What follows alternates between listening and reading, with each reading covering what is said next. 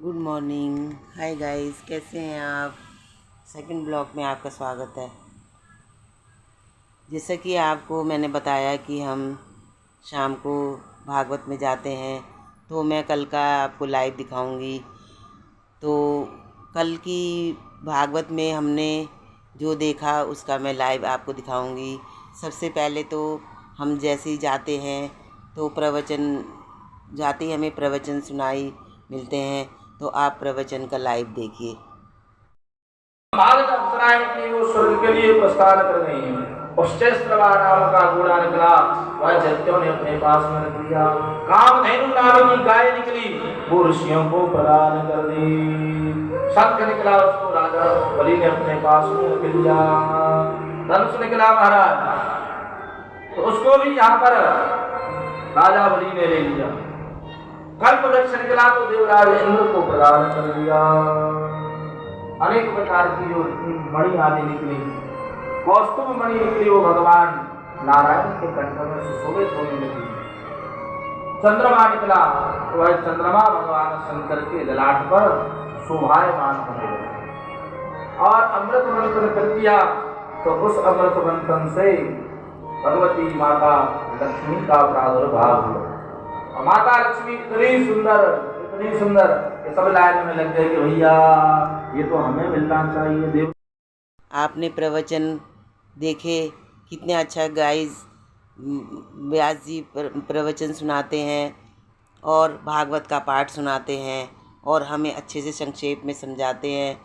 तो आपने प्रवचन सुने, व्यास जी से भागवत सुनी, और अब हम इसके बाद आपको वरावतार का लाइव दिखाते हैं।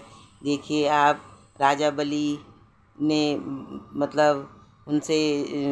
राजा बलि से वरावतार हुआ था। उन्होंने वरावतार लिया था उन्होंने राजा बलि से 3 पग भूमि मांगी थी। उसका आप लाइव देखिए।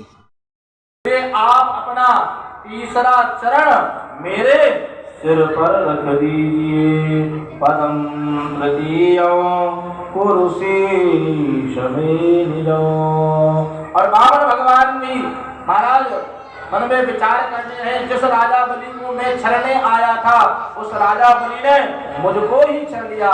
तीसरा चरण बाबर भगवान ने राजा बलि के सिर पर रखा। बोल भक्तवत्सल भगवान की जय। आपने वरावतार देखा और राजा बलि से जो उन्होंने 3 पग भूमि मांगी थी, उसका आपने लाइव देखा। अब आगे हम चलते हैं। अब आज राम जन्म भी दिखाएंगे, कृष्ण जन्म भी दिखाएंगे।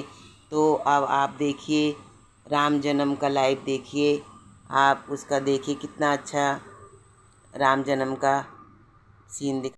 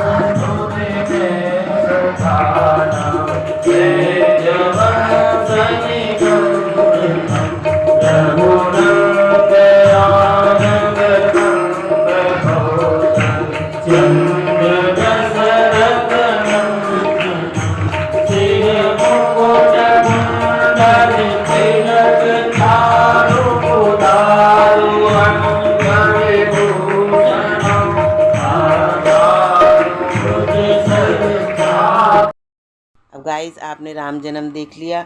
अब हम आपको ले चलते हैं अब कृष्ण जन्म की ओर। अब कृष्ण जन्म होगा। अब आप कृष्ण जन्म का लाइव देखिए। चरणों का दर्शन करना चाहती है, और जैसे ही ठाकुर जी का दर्शन करना चाह रही थी, ऊपर बढ़ी तो भगवान ने अपने चरणों को नीचे लटका दिया। उनके चरणों का स्पर्श करके यमुना जी भी शांत हो गई। और वसुदेव जी महाराज यमुना को पार करके सीधे पहुंचे हैं नंद भवन में, जहाँ नंद रानी यशोदा शयन कर रही थी। और नंद रानी यशोदा के बगल में बालकृष्ण प्रभु को बधरा करके उस कन्या को लेकर के जैसे वसुदेव जी यहाँ पर कंस के कारागृह में आए तो पुनः तालों में बंद गए। जो भी बेड़ियां लगी थी उन बेड़ियों में भी वह बंद गए और उस कन्या ने जोर से रोना प्रारंभ कर दिया। और इतनी जोर से रोई महाराज, इतनी जोर से वह कन्या रोई कि महाराज कंस की भी निद्रा खुल गई। सारे पहरेदार चौकीदार सब जाग गए। अब तो महाराज कंसना को सूचना प्रदान गई, महाराज है गयो 8 देखो जगह है गयो। अभी तो कंस के यहाँ की लीला है, कहाँ की लीला चल रही है? कंस के यहाँ पर 8 देखो जगह भयो है। कंस को सूचना प्रदान करी, महाराज कंस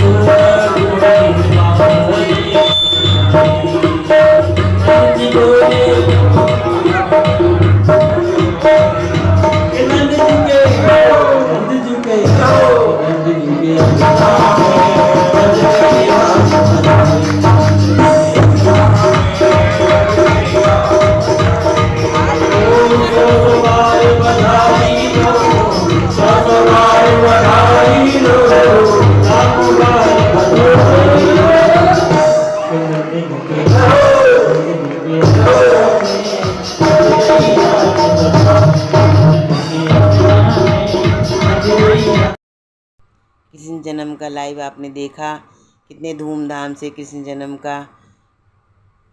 जन्म का उत्सव मनाया और सभी लोगों ने कितने उत्सव से कृष्ण जन्म का